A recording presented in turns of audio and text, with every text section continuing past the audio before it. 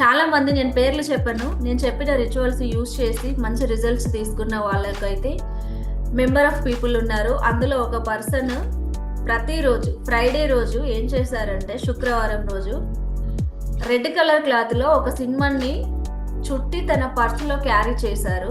అంతవరకు, అంతకంటే ముందు వరకు, నేను ఈ రిచువల్ చెప్పక ముందు వరకు తనకి ఎలాంటి ఇన్కమ్ సోర్స్ లేదు.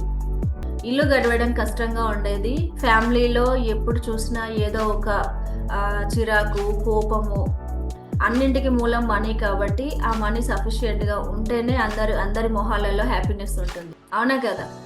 అందరి నీడ్స్ తీర్చాలన్నా మనీయే కాబట్టి ఆ మనీ వాళ్ళ హ్యాండ్లో ఉంటేనే వాళ్ళు హ్యాపీగా ఉంటారు.